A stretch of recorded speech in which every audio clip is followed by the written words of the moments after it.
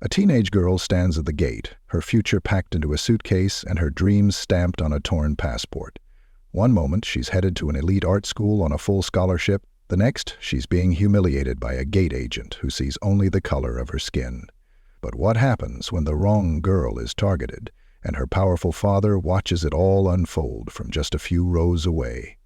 Buckle in, this story climbs fast. Before we dive in, drop a comment telling us where in the world you're watching from. And don't scroll away, because tomorrow's story might just hit even closer to home.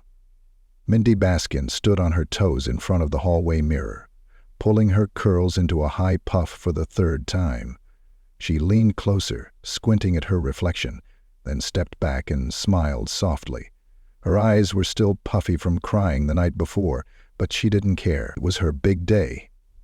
Bigger than prom, bigger than graduation.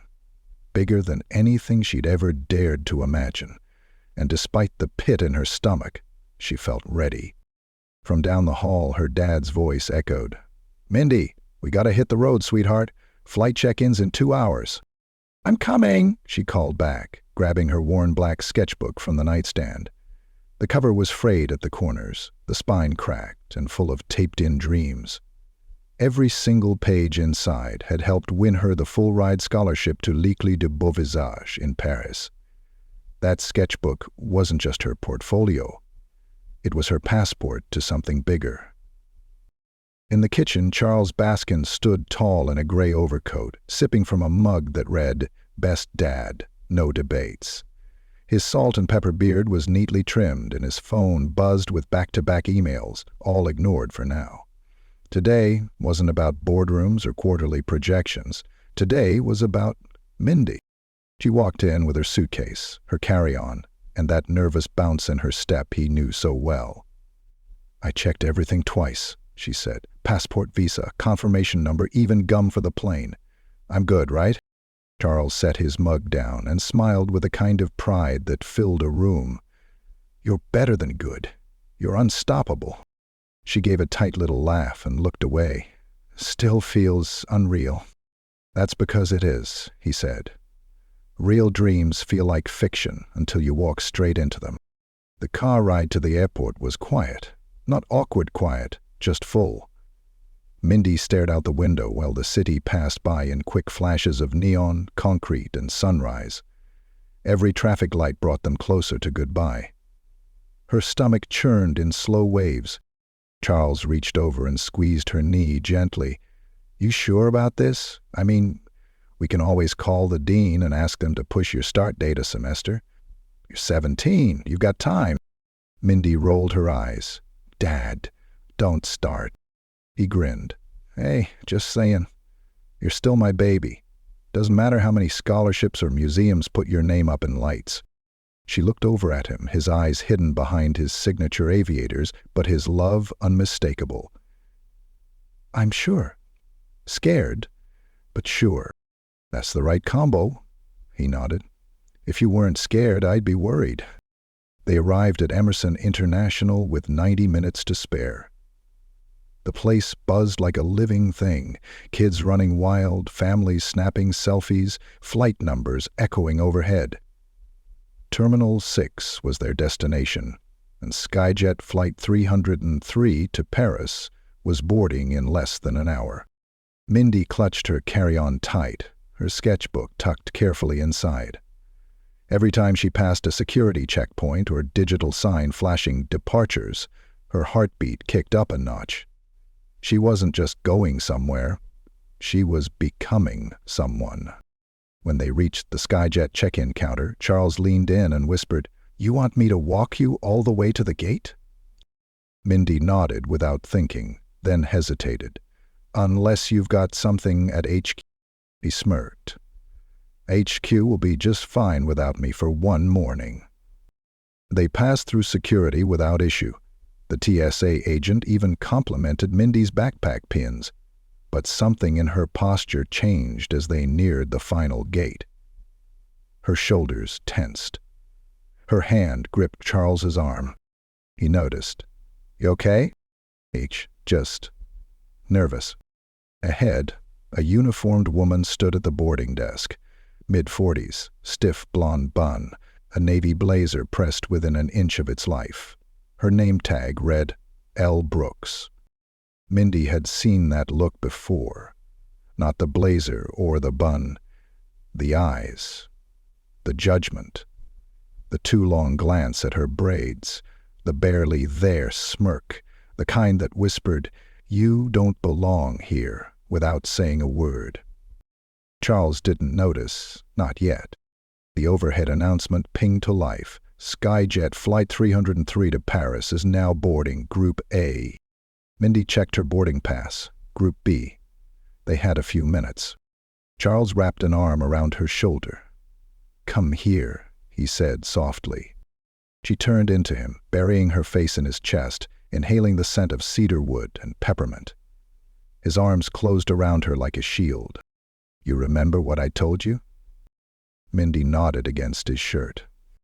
"Say it." She exhaled. "No one gets to decide my worth but me." Louder. "No one gets to decide my worth but me." "That's right. And don't you forget it, Mindy Baskin." She blinked fast, fighting the sting in her eyes. "I won't. I swear." Another ping. Group B now boarding. Mindy stepped forward, passport in hand, trying to keep her breath steady. She handed it to Ms. Brooks, who took it without a word. The woman looked from the document to Mindy, her lips tightening ever so slightly. "Studying abroad?" she asked, voice clipped. Mindy nodded. "Yes, ma'am. L'École du Beau Visage. Full scholarship." Brooks raised an eyebrow. Charles, standing just behind the barrier, caught the tone this time. His brow furrowed, just slightly. Brooks examined the passport again, then tilted it toward the light like she was looking for something. She flipped the visa page back and forth. Her jaw tightened. Her fingers tapped the corner. "This doesn't look valid," she said flatly. Mindy blinked. "What?" Brooks didn't answer. She reached into a drawer, pulled out a small pair of scissors, and in one swift, brutal motion, sliced the passport page straight down the middle. Mindy's breath left her body. "What? What are you doing?" People around them stopped, heads turned. Brooks didn't flinch. "This document appears to be tampered with. I can't allow you to board." Mindy stumbled backward a step, her voice caught somewhere between shock and disbelief. "No, it's not. My dad just—" Charles was already moving. He stepped under the barrier, like it wasn't even there, his overcoat billowing behind him like a cape, calm but urgent. "Mindy," he said, voice calm and quiet. She turned to him, trembling. "She ripped my passport, Dad." Charles looked at the torn pages in Brooks's hand, then at his daughter's face. Then, slowly, he turned to the gate agent. "What's your name?" he asked evenly. She stood a little straighter. "Ms. Brooks, Gate Operations." "And what's your employee ID, Ms. Brooks?" She faltered for just a second. "Why?" Charles reached into his coat pocket and handed her a sleek, dark business card. The Skyjet Airlines logo gleamed in silver foil. His name was printed in bold. Charles D. Baskin, Chief Executive Officer, Skyjet Airlines. Brooks' lips parted, but no words came out. Mindy just stared at her father. He hadn't raised his voice, hadn't made a scene, but the weight of who he was and how fast the air had changed said everything. And in that moment, Mindy realized the game had just flipped. And this was only the beginning. Lynette Brooks prided herself on control. Not order, control. She knew the rhythm of Terminal 6 better than anyone.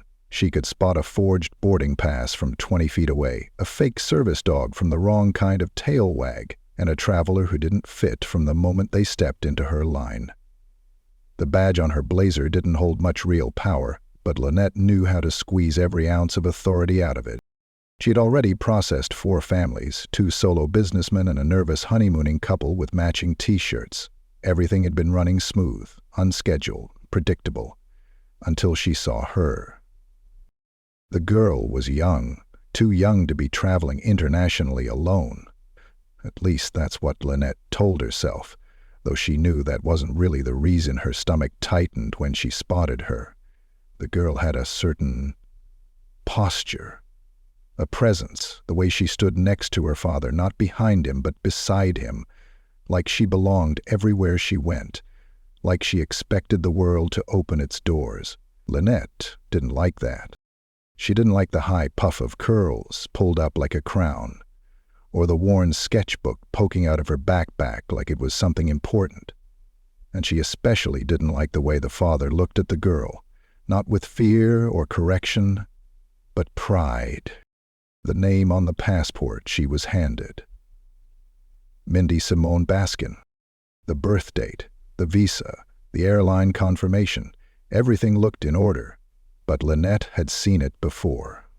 People who dressed nice, who smiled sweetly, who said they were scholars or artists only to end up detained 3 countries later with forged documents and crocodile tears. You let your guard down once and it makes a mess. She didn't do messes, not at her gate. Still, something was off. Not with the paperwork, not even with the girl's story, but with the girl herself. Too calm, too sure, too much confidence for someone like her. That was the problem. So Lynette stalled. She held the passport up to the light longer than necessary. She flipped the visa page twice. She ran her thumb across the corner like she'd spotted a wrinkle, but there was no wrinkle, no flaw, just an excuse she was already writing in her head. She didn't want the girl on this flight, and she didn't have to explain why. "I can't accept this," she said aloud, voice sharp and loud enough for the surrounding passengers to hear. The girl blinked. "Sorry? This document doesn't appear valid." That pause, that flicker in the girl's eyes, wasn't confusion. It was fear.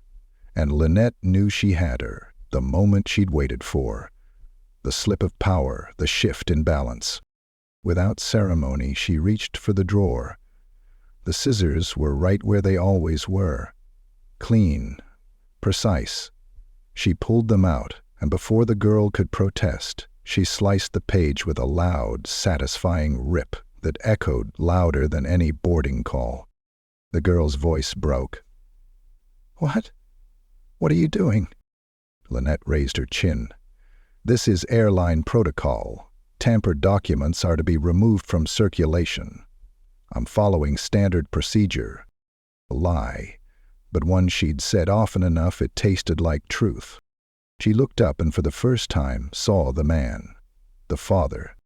Tall, composed, expensive coat, familiar face. Too familiar. He was already moving.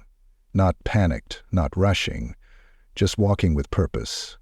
The way men used to walk into bank vaults or courtrooms when they knew every word in the room belonged to them. "Mindy?" he said gently. The girl turned to him with glassy eyes and trembling lips. "She ripped my passport, Dad." His eyes dropped to the shredded document in Lynette's hand. The air changed. Lynette felt it. Something cold sliding down her spine. He spoke to her now. "What's your name?" "Miss Brooks," she said automatically, trying to straighten her stance. "And your employee ID?" "Why do you need that?" she asked, her voice snagging for the first time. He reached into his coat. A sleek card, silver foil, clean edges. The moment she read his name, her throat dried. Charles D. Baskin. She didn't need to read the rest.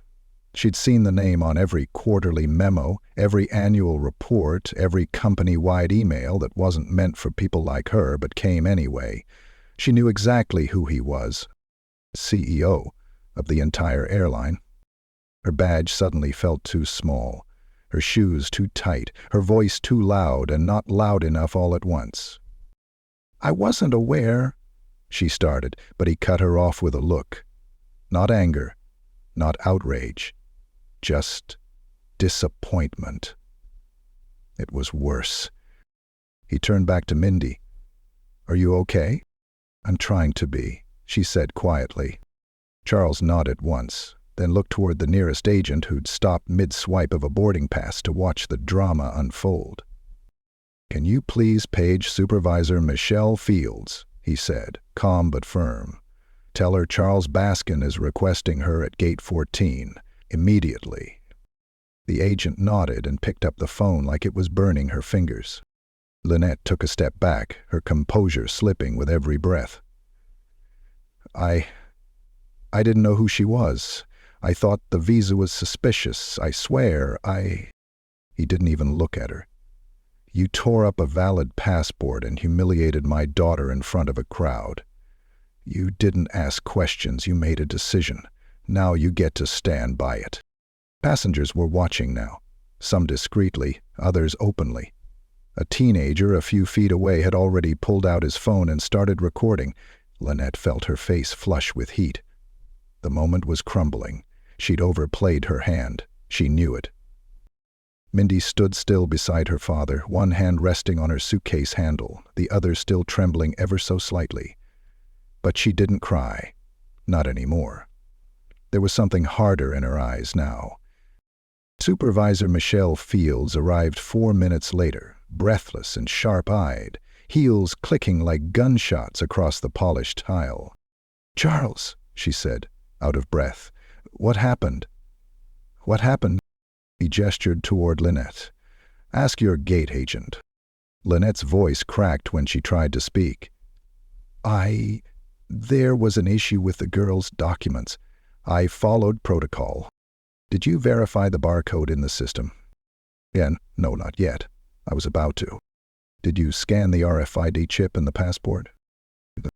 "Did you call for a secondary screening?" "I didn't think it was necessary." Michelle didn't say anything, just turned back to Charles, then to Mindy. "I'm so sorry, Mr. Baskin.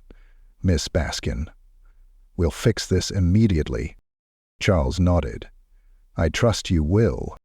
Mindy handed her the torn passport, and Michelle glanced at it with a sharp breath.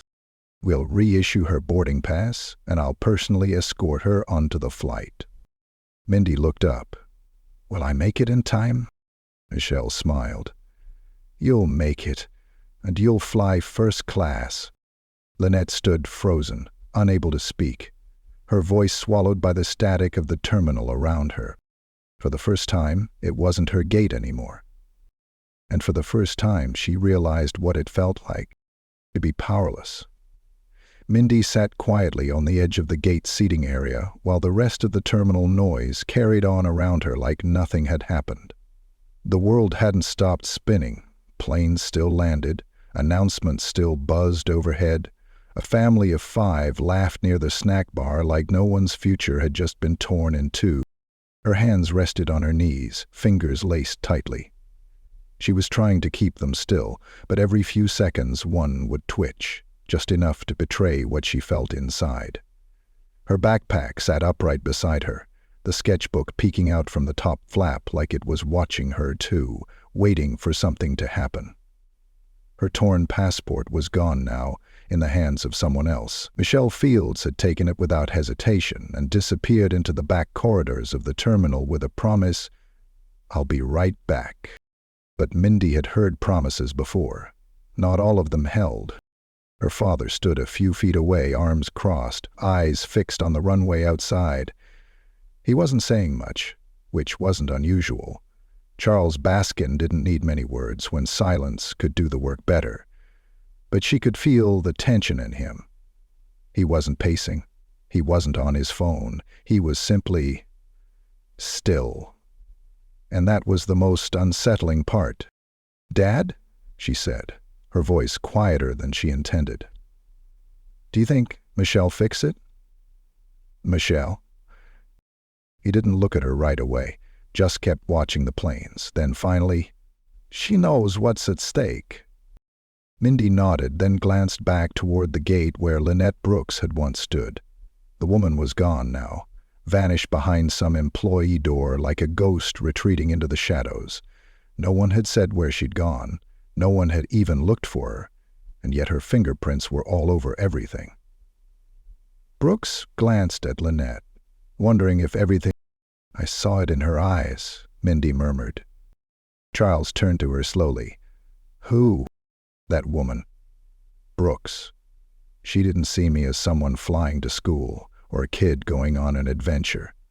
She looked at me like I was already guilty, like she was looking for a reason. He said nothing for a long moment. Then finally, "You're not wrong." The words dropped like weight into her chest, not because she didn't already know, but because it was different hearing him say it.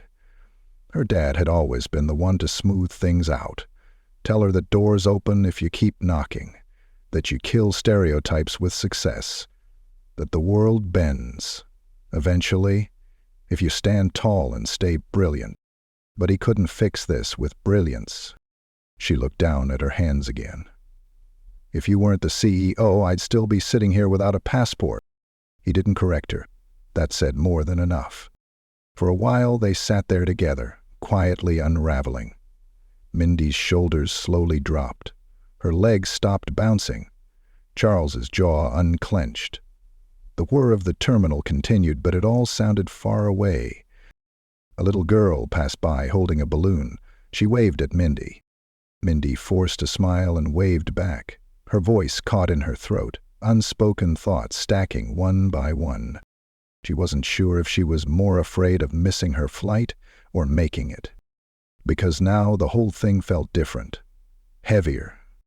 Michelle returned exactly 27 minutes later.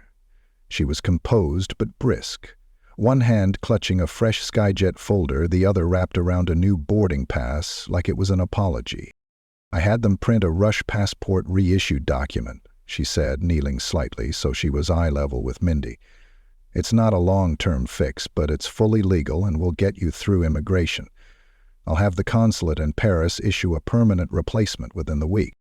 Mindy took the folder slowly. "Thank you." Michelle nodded, her voice quieter now. "I'm so sorry this happened. This wasn't just a mistake, and I've already reported it." Mindy glanced toward her father, who offered the faintest nod of approval. "I'll be escorting you down the jet bridge myself," Michelle continued, "and you've been upgraded to first class." Mindy looked down at the ticket, her name printed in all capital letters, the little F circled in the top right corner.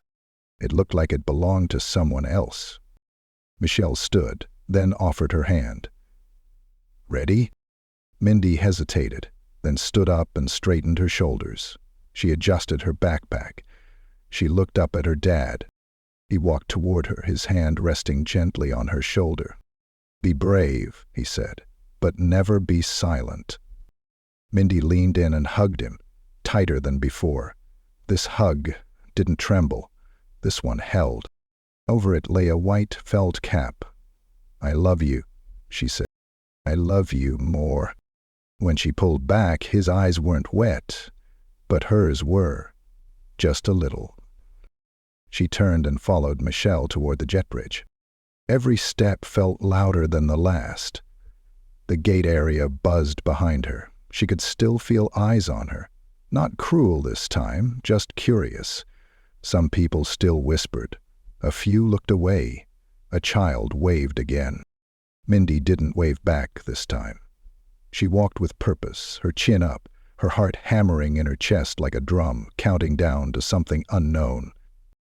Inside the jet bridge, the air felt cooler, quieter. The hum of the aircraft engines sent vibrations through the floor. Michelle stopped at the aircraft door, smiled softly, and said, "Have a beautiful flight." Mindy nodded. She stepped through the door. The flight attendant at the threshold beamed at her. "Welcome aboard, Miss Baskin. You're in 2A today." She moved down the aisle, passing wide leather seats and gentle overhead lighting. First class was like another world. Not better, just quieter, softer. A place not built to expect her. She sat down. A window seat. Her sketchbook was still in her lap. She placed it gently on the tray table and buckled her seatbelt. Her fingers brushed over the edges of the folder. The seat next to her remained empty. She glanced around. The world outside the window was pale blue and cloudless, stretching into endless distance. the kind of sky that whispered of new chapters. As the cabin doors closed and the flight attendants moved into position, Mindy exhaled. Her future had almost been stolen, not by accident, but by design. Not because of what she lacked, but because of what she was. And yet here she was, still flying, still rising. And something told her this was just the beginning. Lynette Brooks sat alone in the employee break room, her fingers trembling slightly as she stirred a cup of instant coffee that had gone cold before she even added the creamer. The tiny white packets scattered across the table like a mess she didn't have the energy to clean up. Her reflection in the vending machine glass looked off. Not quite herself, but not someone else either. Just a flicker of a person between mistakes and consequences.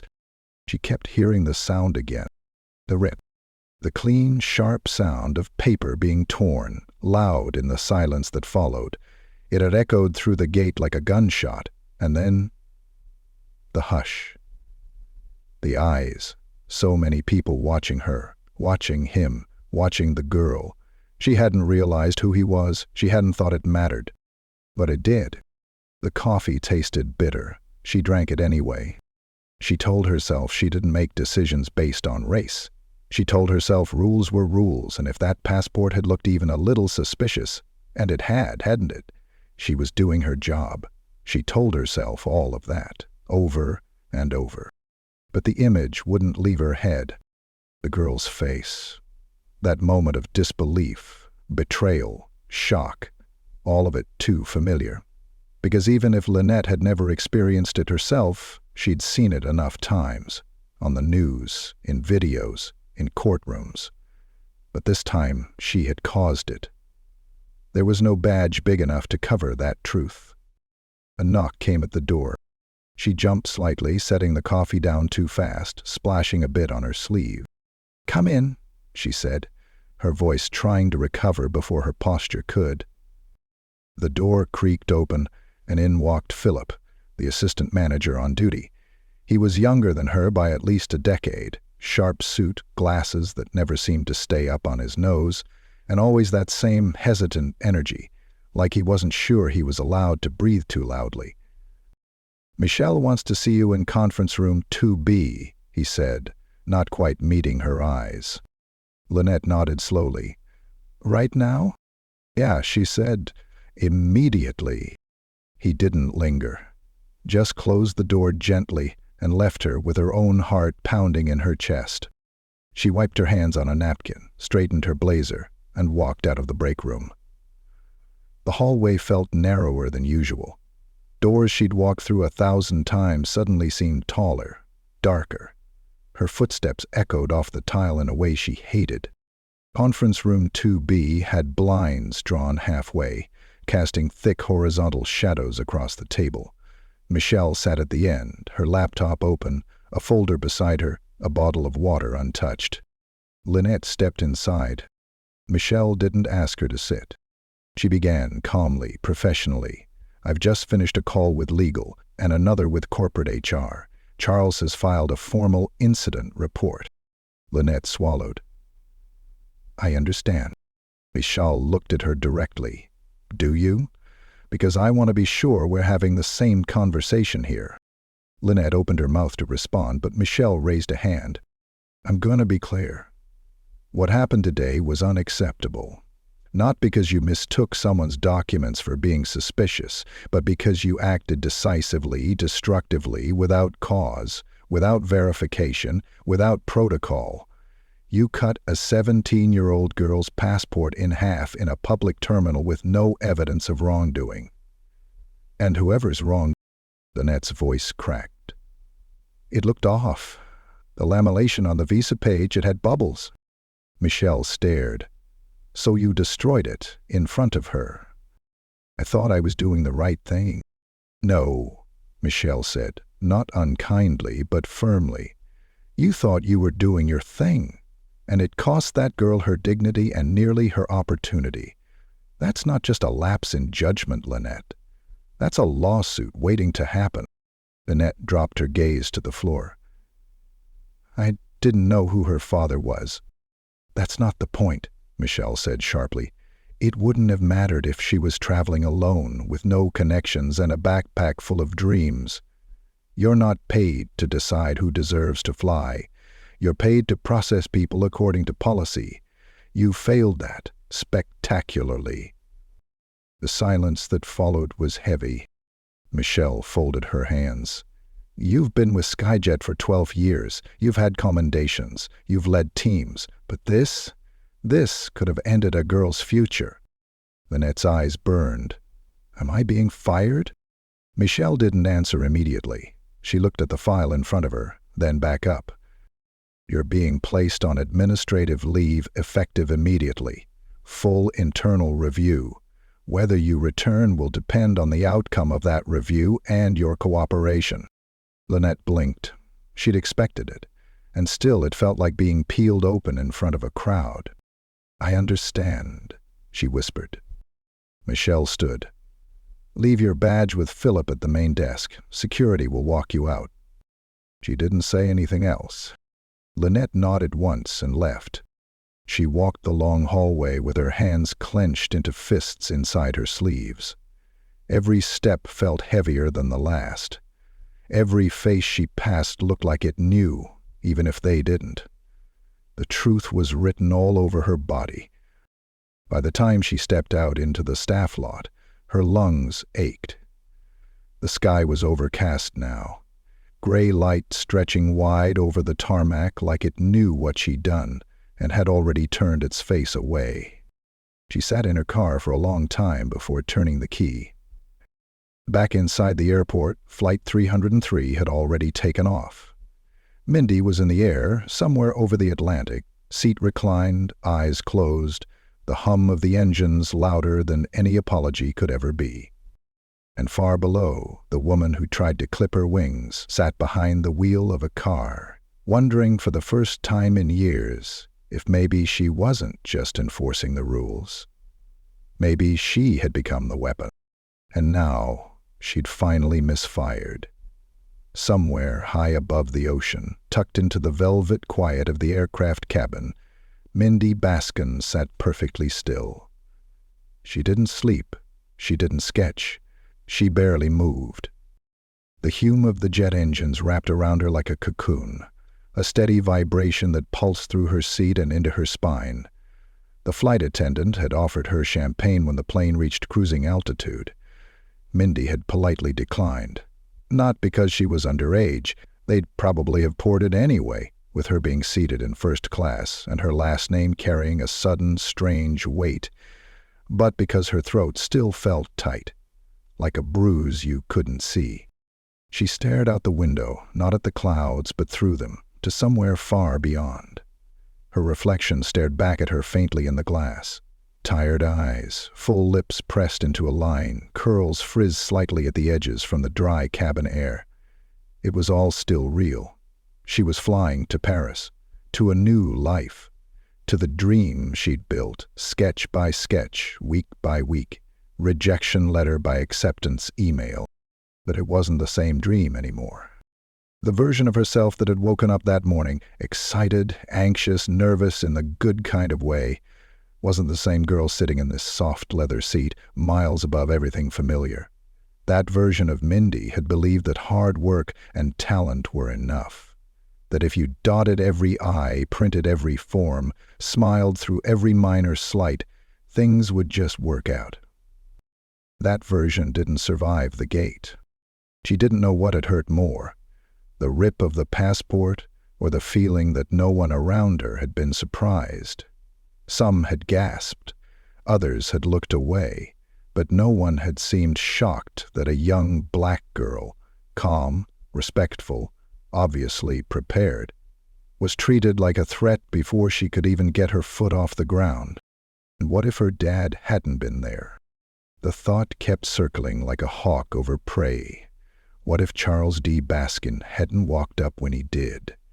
What if she'd been alone, or if her father had just been an ordinary man in a baseball cap, not a suit with a title and a silver business card? Would anyone have helped her? Would anyone have cared? She leaned her head against the window. The coolness soothed her temple. A gentle knock on her tray table made her turn. A flight attendant stood there, older, kind-eared. "Miss Baskin," she said softly. "Yes. We've got about 6 hours left before arrival. I thought you might like to know we'll be serving dinner in 20 minutes. But I can bring yours early if you'd like some quiet." Mindy hesitated, then nodded. "Yeah, I'd appreciate that." The woman smiled. "Any dietary restrictions?" "No pork." "Got it." 10 minutes later, a tray appeared in front of her. Grilled chicken over wild rice, a side of roasted carrots, and a tiny tart that looked like art. Mindy thanked her and picked up the fork.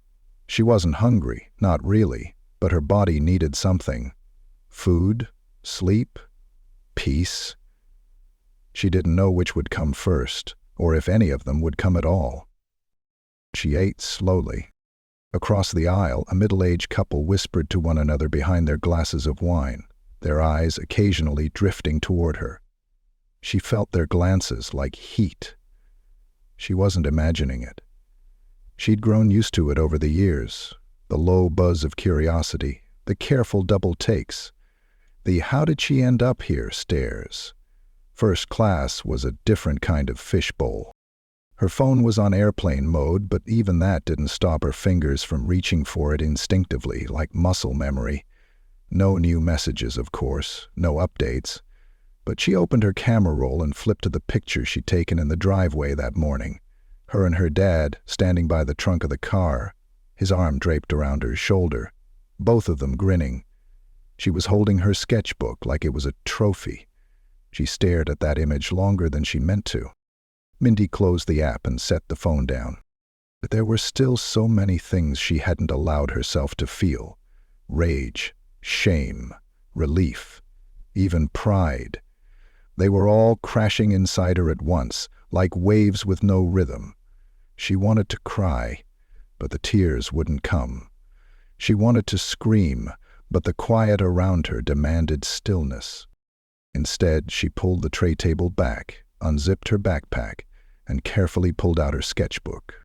She opened to a blank page. The pencil slid into her fingers like it belonged there, like it had been waiting. He drew a pair of hands. One was holding a passport, torn in two, jagged at the edges. The other hand hovered above it, not reaching for the document, but protecting it. Not quite touching, but close. Steady. She added details. The threads in the paper, the shadows under the nails, the suggestion of a sleeve cuff.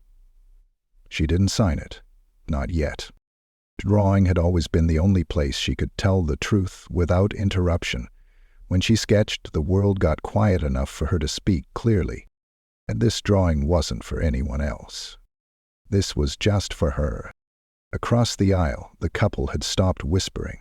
The woman was watching her openly now. Mindy looked back at her, expression unreadable.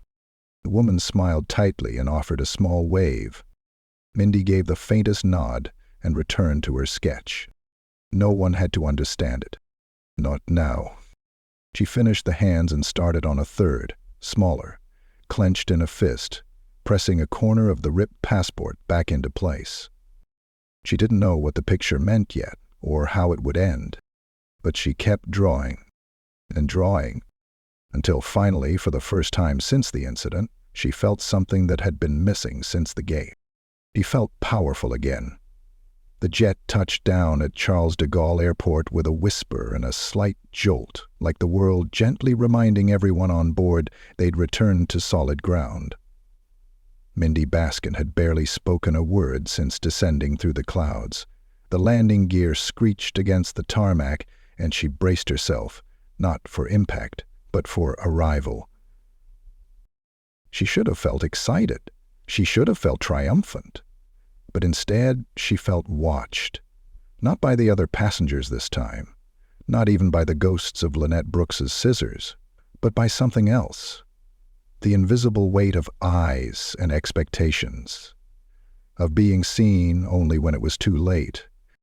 As the fastened seatbelt sign blinked off and passengers stirred around her, Reaching for bags and murmuring their sleepy French goodbyes, Mindy stayed seated. Her sketchbook rested closed on her lap now, the page with the torn passport drawing hidden between others. The flight attendant approached her row, gently touching the top of the seat. "Miss Baskin, we've arranged for a Skyjet liaison to meet you at the gate. They'll take you through expedited immigration." Mindy blinked. "Why?" "Your father insisted," the attendant said with a soft smile. "He wants someone to walk you all the way through." Of course he did. Charles Baskin never left the gate unattended again. Not after today. Mindy nodded, gathered her things, and rose from her seat. As she stepped into the jet bridge, the air hit different. Colder, crisper, touched by the scent of jet fuel and distant rain. Her backpack tugged slightly on her shoulder. Her heart felt heavier than that. At the end of the corridor stood a woman in a sharp gray pantsuit, holding a small sign that simply read, "M. Baskin." She didn't look like an assistant or a hotel driver. No hat, no fake smile, just composed, focused. Mindy approached, and the woman lowered the sign. "Mindy?" she asked. "Yes. I'm Adele. I'll be taking you through." Mindy followed her without a word. They moved swiftly past the other passengers, past the security line, through a private customs checkpoint with little more than a scan and a signature. No one asked questions. No one flipped through her documents too long. No one eyed her as if she didn't belong. Adele said little as they moved, but Mindy didn't mind. It felt better not to have to explain herself again. When they finally exited into the arrivals area, a wall of blinking signs, rolling carts, and jet-lagged faces, Mindy took a breath so deep it made her chest ache. "Do you have transportation arranged?" Adele asked. "Yes. My school is sending a driver." Adele handed her a slim envelope. "Your temporary passport and arrival paperwork.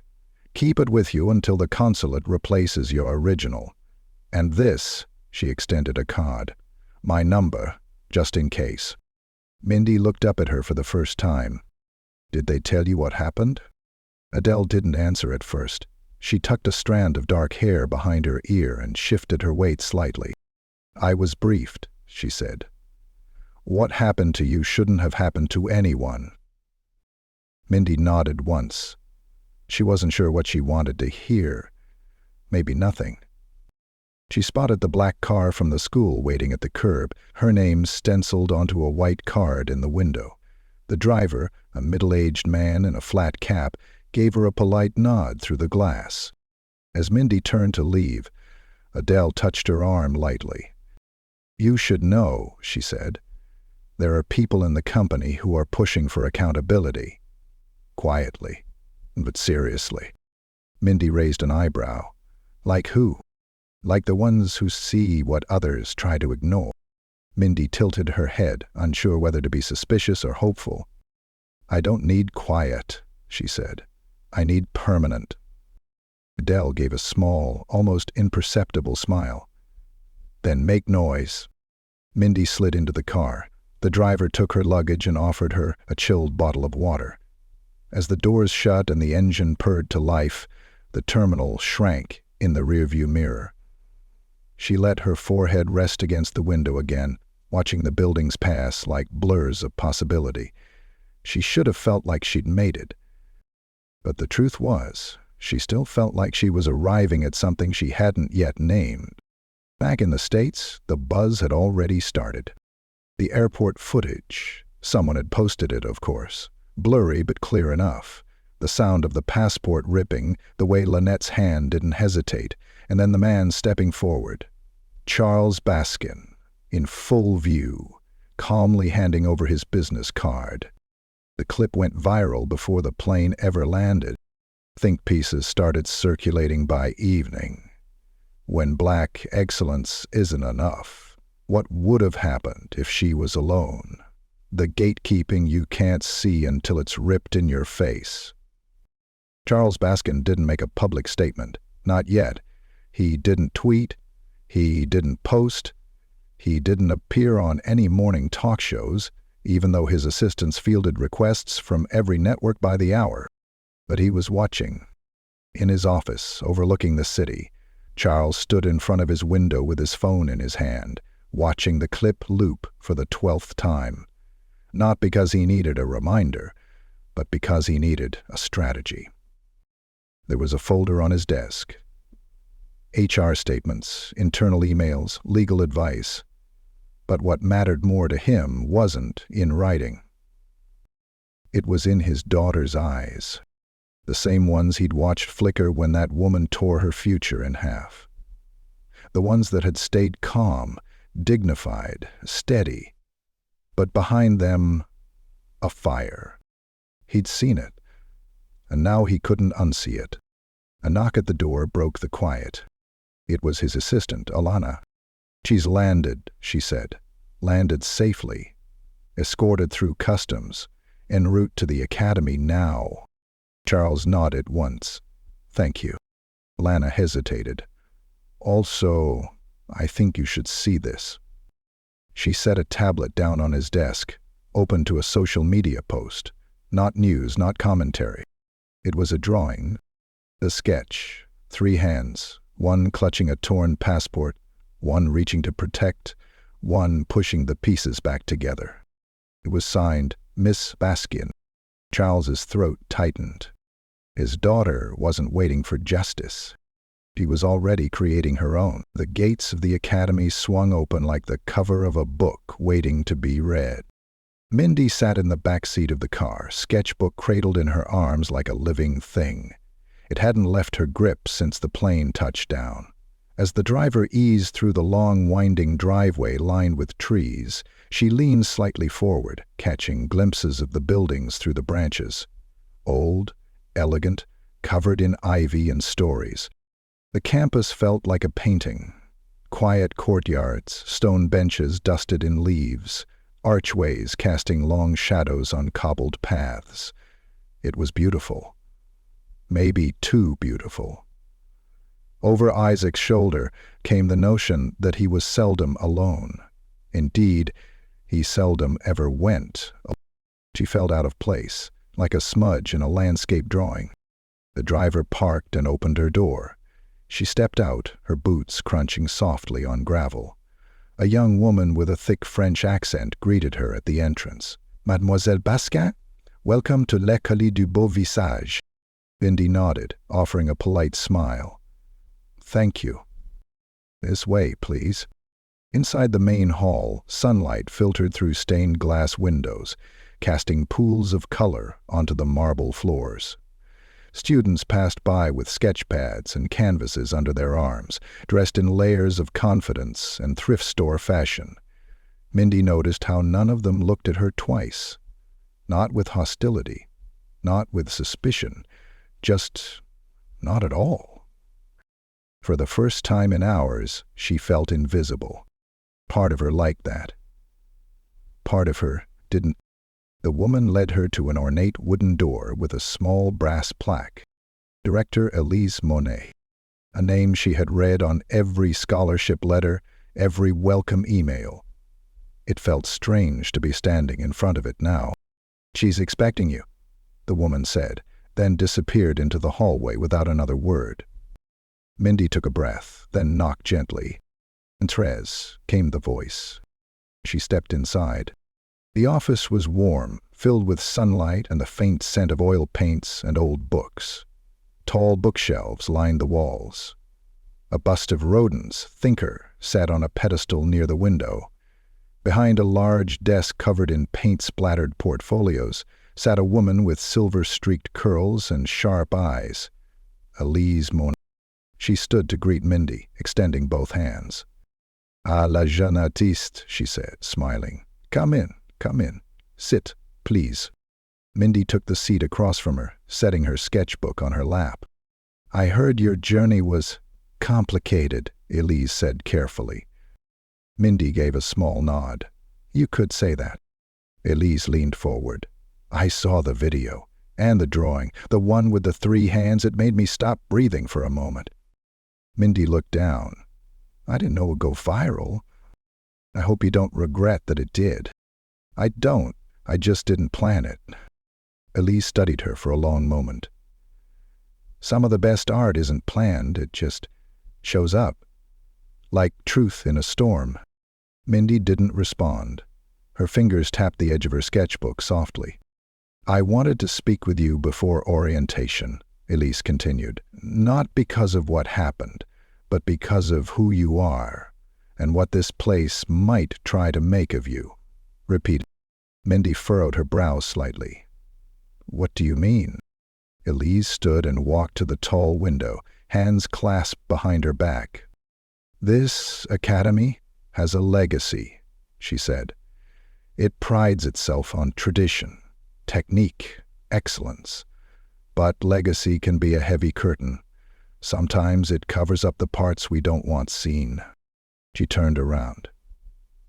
You're not just the only black student in your year.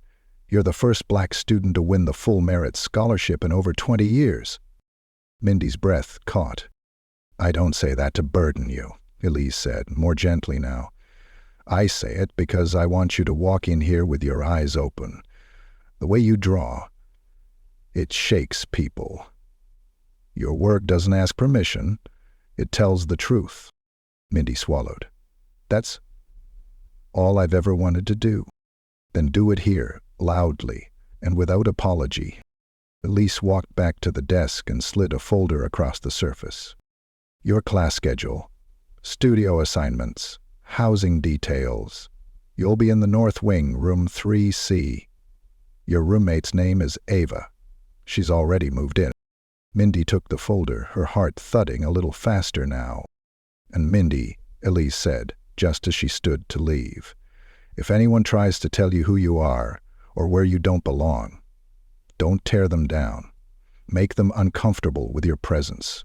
Make them see you. Then draw it so the rest of us can see too. Mindy nodded, the weight in her chest shifting. As she left the office, she held the folder close, but not tighter than her sketchbook. That stayed in her hand like armor. The dorms were quiet when she arrived. North Wing was tucked behind a small courtyard filled with vines and a crumbling fountain. Room 3C had a white door with chipped paint and a brass knob. She knocked once, out of habit, then opened it. Inside, a girl sat cross-legged on the floor, surrounded by open suitcases, Polaroids, and half-unpacked sketchbooks. Her hair was buzzed short and dyed turquoise at the ends. She looked up and grinned. "Aunt, you must be Mindy. I'm Ava." "Hey," Mindy said, stepping in. "Sorry about the mess. I didn't know if I'd be rooming with someone chill or someone who folds their socks into triangles." Mindy laughed, just a little. "Definitely not a triangle holder." "Cool, you got here late. Everything okay?" Mindy paused, considering how much to say. "Yeah," she said finally, "just a long flight." Ava stood and pointed toward the window. "This side's yours, better light. It's got that golden hour thing around 6:30. Looks like a Renaissance painting exploded in here." Mindy smiled, for real this time. As she unpacked slowly, shirts, pencils, chargers, notebooks, she kept glancing around. This was her room now, her space, her start. Later that night, after Ava had fallen asleep with her earbuds in, Mindy sat at her desk. The moonlight slid across the floor like soft ink. She opened her sketchbook to a blank page, and without hesitation she began to draw a nameplate. Not hers, not yet, just the shape of one. Brass, engraved, clean, the name on the door. But this time it would be hers. Someday soon. The first morning of orientation was quieter than Mindy expected. A light drizzle fell outside the windows of the lecture hall, tracing paths down the glass like gray veins. Seated in the third row, Mindy clutched her sketchbook against her chest. Not out of nerves exactly, but instinct. Everything about the room felt too formal, too structured. Old wooden chairs lined up with military precision. A grand whiteboard framed like artwork, and an old brass clock ticking loud enough to mark each student's heartbeat. Around her, the room buzzed with soft conversations in multiple languages: French, English, Dutch, Korean. Students with tote bags covered in enamel pins and stickers, portfolios strapped to their backs like shields. Some knew each other already, greeting with hugs or nods of familiarity. Others were like her, new, quiet, watching. At the front of the room stood a tall man with silver-rimmed glasses and a paint-stained corduroy jacket. He didn't smile when he began speaking, just folded his arms and began. "This is not art school," he said. "This is war." The students fell silent. "You are not here to express yourself," he continued. "You are here to challenge yourself. If you want validation, there's the internet. If you want growth, stay in your seat." A few nervous chuckles scattered across the room, but no one dared look too amused. Mindy stared straight ahead. She wasn't intimidated. She knew what hard looked like. She'd lived through it before ever setting foot on European soil. The man introduced himself as Professor Leonard Moreau, one of the Academy's senior instructors. "I do not give out praise like candy," he warned. "But if you earn it, you will feel it in your bones." Mindy scribbled that in the margin of her folder. Feel it in your bones. The rest of the morning was a blur of introductions and logistics. Studio assignments, material lists, a lecture on the Academy's history that mentioned every famous alumnus, but no one who looked like her. Afterward, she wandered through the North Wing hallways alone. Each corridor smelled faintly of linseed oil and dust. Classical busts lined the walls, staring blankly past her. Every footstep echoed longer than it should have. Her studio was on the second floor, room 24B. She had a key, an easel, and a corner near a window that let in soft, forgiving light. When she opened the door, it was empty. No professors, no peers. Just her, the light, and the blank white canvas staring her down. She didn't pull out her paints. Not yet. She needed to sit in the room first, feel the walls, measure the quiet. So she did.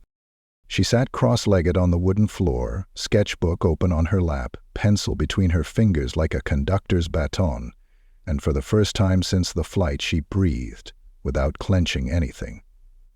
I might have, maybe, spoken out. This was hers. No one watching, no one scanning her ID or asking for proof, no one ripping apart her belonging with scissors. Just space, and silence, and the weight of creation. She began sketching with slow, steady strokes. No plan, no outline, just feeling. The image started vague. Two figures standing back to back, one with a suitcase, the other with a blade. As the lines took shape, so did the emotion. Anger, shame, resistance. All of it lived between the curves of their spines and the distance between their feet. She didn't even hear the door open. "You draw like you're hiding something," a voice said softly behind her. Mindy startled slightly and turned. A student stood there, taller than her, messy brown curls, a sketch pad hugged to his chest like a mirror of her own posture. His accent was French, but his tone was curious, not smug. "I didn't mean to interrupt," he added. "It's okay," she said, standing and brushing her jeans. "I'm in 204A, he said, pointing to the next room. I heard pencil strokes through the wall. Just focused. He stepped inside, glancing at the half-finished sketch.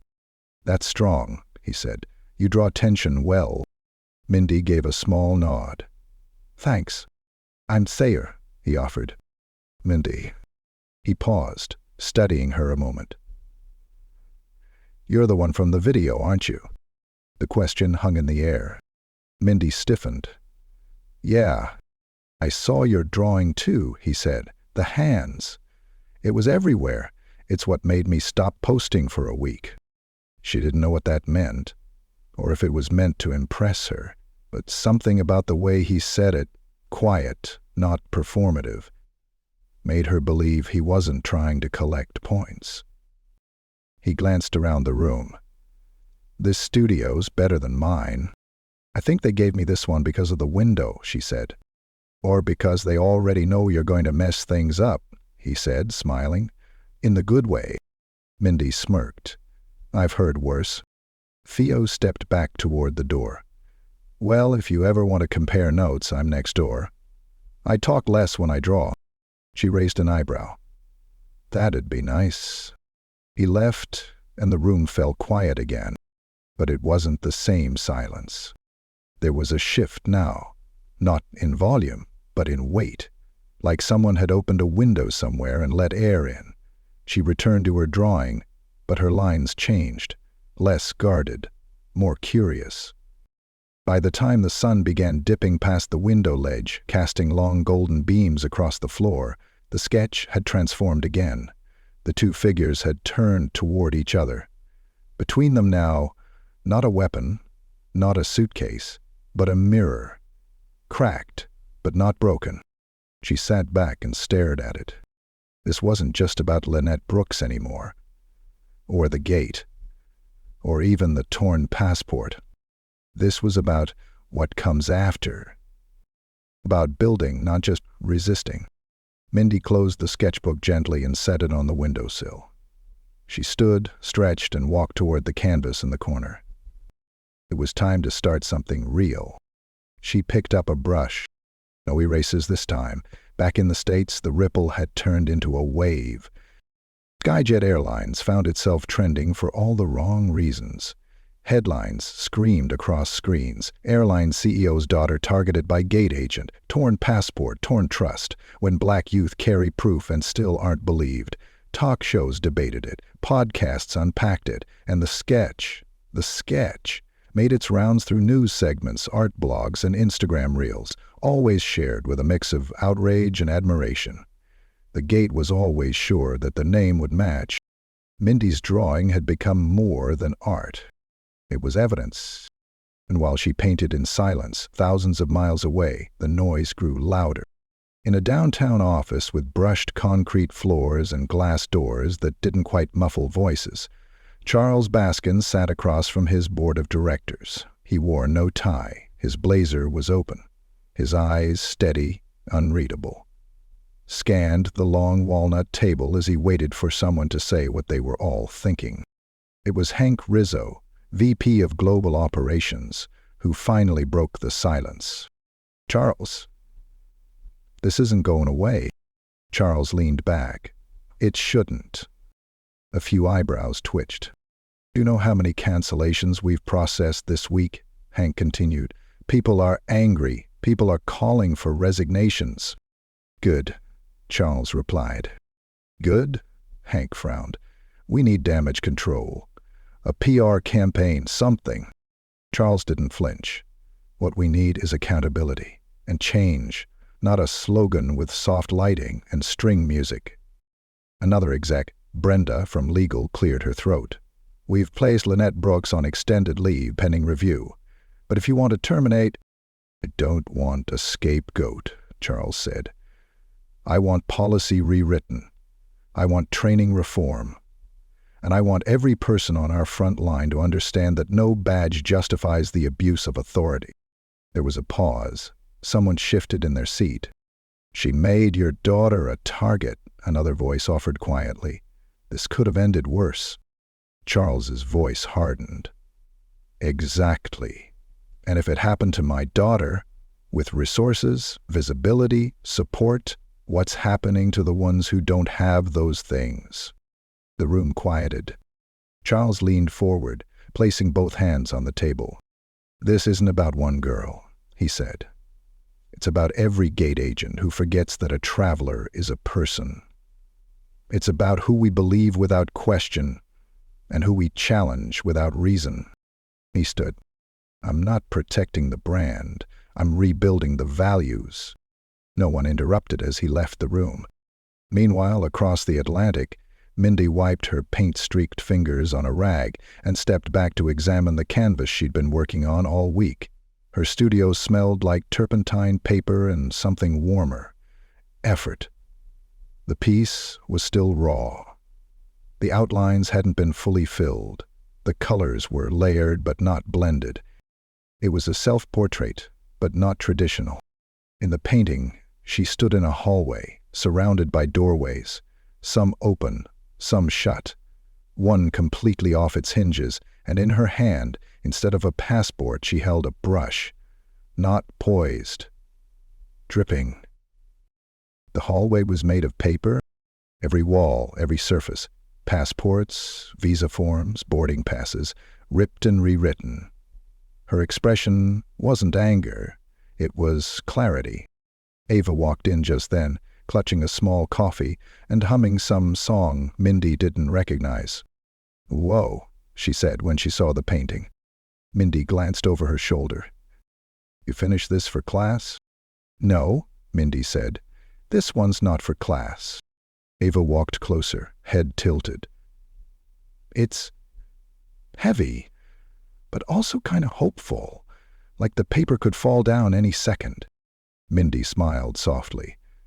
"That's the idea. You going to show Morrow?" Mindy shook her head. "He'll see the piece I'm turning in for critique, not this. Too personal, too real." Ava took a sip of her coffee. "You know you're blowing up back home, right?" Mindy shrugged. "I heard. They're talking about you on the news." "I didn't ask them to." "Doesn't matter. You made them look. That's more than most." Mindy returned her gaze to the canvas. She hadn't painted it to be political. She hadn't drawn the first sketch for headlines. She was just trying to make sense of something that didn't make sense. But art had a way of escaping intention. It spoke louder than she ever could.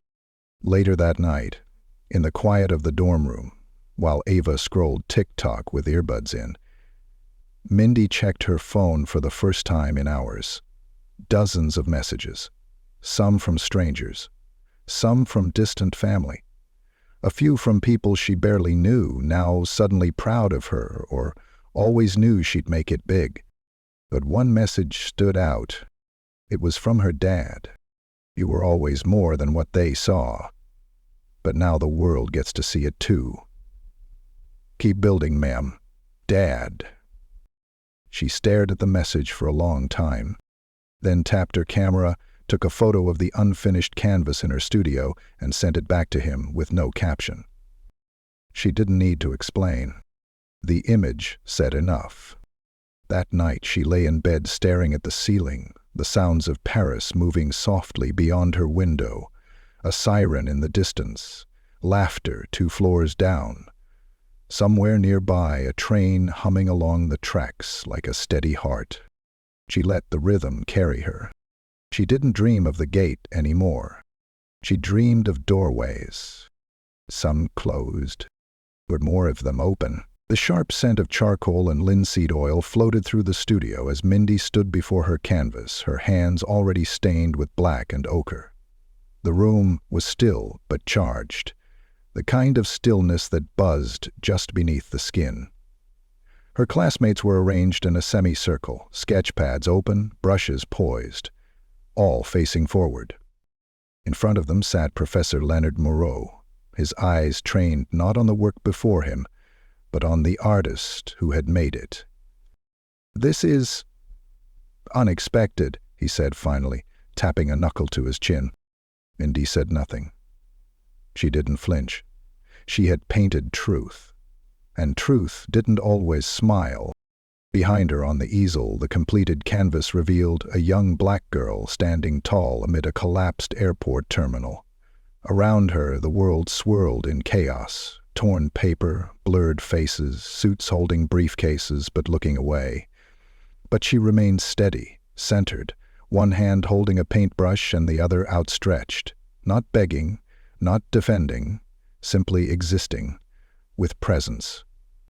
At her feet were the scattered halves of a passport, but blooming from them were roots, thick, alive, growing into something that stretched beyond the edge of the canvas. Behind her, instead of security signs and flight schedules, the backdrop had become a mural of doors, different shapes, some elegant, some rusted, some swinging open mid-motion, and at the top right corner, almost hidden, was a nameplate. Not hers, but close. Moreau leaned forward, peering at the details. His face gave nothing away. Not approval, not critique, just observation. "This is not subtle," he said finally. Mindy folded her arms. Neither was what happened. The room shifted. Ava, seated near the back, raised a brow and smiled without showing teeth. Moreau's eyes stayed on the canvas. "You've made a statement." "It's not a statement, it's a record." He nodded slowly. "Do you believe this belongs in a gallery?" Mindy thought about that. She looked at her painting, all the pieces of her, stitched together by strokes and silence. "No," she said, "I think it belongs in an airport." That answer made the room murmur. Moreau cracked the smallest smile. "You might be right." He sat back in his chair. "Thank you, Mindy. You may sit." She returned to her spot in the circle, heart pounding. Not from fear, from standing in her truth, finally, without apology. The next few critiques blurred together. Thale presented a quiet, haunting portrait of his younger brother learning to ride a bike. Ava showed a twisted, abstract version of a classroom with no doors. Others painted light, movement, landscapes, and ghosts. But Mindy's piece sat tallest in the room, a monument to what couldn't be unseen. After class, as students began packing up, Professor Moreau approached her with his hands behind his back. "You know, when you arrived," he said, "I was warned." Mindy tilted her head. "Warned?" He nodded. "Not directly. But I was told you'd bring attention, that you'd been through something, that you'd be loud." Her jaw tensed. "But what I've seen," he continued, "is not loudness. It's clarity, precision, the kind that scares people because it doesn't flinch." Mindy met his gaze. "Keep scaring them," he said. She didn't smile, but she didn't look away. Outside the studio, the campus was bathed in amber. Autumn had arrived in Paris quietly, painting the trees in yellows and oranges. Mindy walked slowly, taking it in, backpack swinging gently at her side. The breeze was sharp and smelled like turned leaves and rain. Her phone buzzed. A message from her father. "Call me. Now." Her fingers curled tighter around the strap. She stepped into the corner of the courtyard, sat on a bench, and dialed. He picked up on the first ring. "Mindy." "Dad?" "It's happening." She blinked. "What is—" "They're removing Brooks. Officially, Skyjet's issuing a full statement in the morning." Her chest rose. "They wanted to go quiet," he continued. "Sweep it under. But the board couldn't stand against it. Not with the public behind you. Not with your work going viral. You didn't just speak, Mindy. You moved people." She closed her eyes. A gust of wind kicked through the courtyard. "I didn't ask to lead anything," she whispered. "I know," he said. "That's why it mattered more." They were both quiet for a while, the kind of quiet that comes not from running out of things to say, but from understanding all that had already been said. "I'm proud of you," Charles added, "not because of the noise you made, but because of the grace you held while everyone else made theirs." Mindy swallowed the lump in her throat. "Thanks, Dad." She hung up slowly. When she stood, she noticed something tucked beneath the bench. A folded flyer. Someone had drawn on it. Her painting, in black and white, photocopied, with a bold message underneath. Proof isn't enough. Presence is. She didn't know who had made it. But someone had seen her. Back in the studio, her canvas still sat in the light. Dry now, finished. But the fight it captured? That was just beginning. A week later, Mindy stood in front of the floor-to-ceiling window at Galerie Noire, watching the soft drizzle gather on the glass. Paris glowed beyond the raindrops. Soft golds, headlights skipping across wet cobblestone, the Eiffel Tower peaking like a whisper in the distance. Her fingers tingled, not from cold, but from the gentle shock of it all. She was 17, a girl from Atlanta, and her work, her truth, was about to be unveiled at one of the most prestigious student exhibitions in the city. Behind her, the gallery buzzed with hushed excitement. Curators, students, professors, and press moved between installations, murmuring admiration and analysis.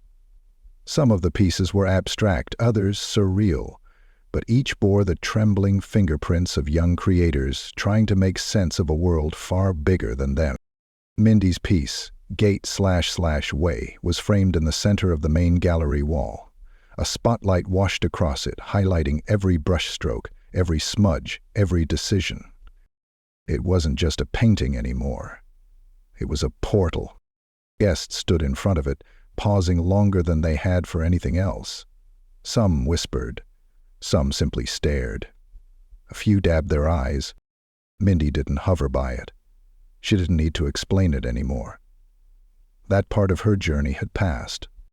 She stepped back, let the canvas speak for itself, and turned her gaze toward the doorway, just in time to see him walk in. Her father, Charles Baskin, wasn't dressed like a CEO tonight. No suit, no tie. Just a dark peacoat, jeans, and his old leather boots she'd seen him wear during their weekend drives. He moved through the gallery like someone used to being invisible, even when everyone noticed him. They locked eyes. He smiled. Mindy crossed the room, weaving through the crowd, and hugged him before either of them could say a word. His hand cradled the back of her head the way he used to when she was little, like she was something breakable and unbreakable all at once. "I almost didn't make it," he said into her hair. "But you did," she said. They stood like that for a moment, letting the world move around them. When they finally pulled apart, Charles turned toward her painting and studied it in silence. "She's taller than before," he said quietly, nodding toward the painted figure of Mindy. "She had to be." He nodded. "She looks like she knows who she is." "He does." "She always did," he added. "She just stopped asking for permission." Mindy tucked a curl behind her ear and glanced around the room. "I got offered a solo wall at next year's showcase. Elise says it's never happened for a first year." Charles grinned. Guess they couldn't look away. And as they wandered through the rest of the exhibit together, they passed other paintings. Some loud, some quiet, all fighting to be seen. A girl from Spain had painted her family's eviction in soft watercolors. A boy from Senegal sculpted his grandfather's hands out of melted metro tickets. Ava's piece, surprisingly minimalist, depicted two figures made entirely of shadows, reaching for opposite ends of a broken frame. Mindy paused at it longer than she thought she would. Later, a reporter from an international art magazine asked if she could take a photo of Mindy standing beside her painting. Mindy agreed, but only on one condition. "My dad stands with me." The photo would later circulate widely. The daughter of the CEO, who challenged his own company's silence, standing beside the art that forced an industry to speak. But in that moment, they were just family. A father and daughter, bound not by scandal or headlines, but by truth and forgiveness. "I saw Lynette's statement," Mindy said later, as they sat on a bench beneath a tree outside the gallery sharing a paper bag of warm chestnuts. Charles nodded slowly. "I did too. She said she didn't realize how much harm she caused, that she's learning now." "She's learning now," Charles echoed, not mockingly, just fact. "I didn't expect that," Mindy said. "You don't have to carry it." "I know." She peeled another chestnut and tossed the shell onto the ground. "She's not the story anymore," Mindy said. "She's just the page it started on." Charles looked over at her, pride soft in his eyes. "You really are your mother's daughter." Mindy smiled at that. They stayed until the crowd inside began to thin and the sky turned from indigo to black. As they walked back toward the car, a group of students passed them, one girl pointing excitedly toward Mindy, whispering something to her friend. Mindy heard it this time. "That's her. That's Mindy Baskin. Not that girl from the airport. Not the CEO's daughter. Just her name. And this time, It felt right. Back at school, Ava had left a note on Mindy's bed. Your voice hits harder than any brushstroke. Keep painting loud. Also, I stole your last granola bar. Sorry, not sorry. Hey. Mindy laughed to herself as she changed into sweats, the adrenaline of the night still humming in her bones. Before climbing into bed, she opened her sketchbook one last time. She flipped past the hands, past the doorways, past the mirrors, and on a blank page she wrote in thick, dark pencil, "Belonging isn't something you ask for. It's something you build." Then beneath it, the window cracked open just enough to let in the night air. Somewhere below, music floated up from the street. A violin, soft and imperfect, but brave. Mindy closed her eyes. She had arrived. Not just in Paris, not just in her art, but in herself. And for the first time since the gate, she felt completely, irrevocably whole.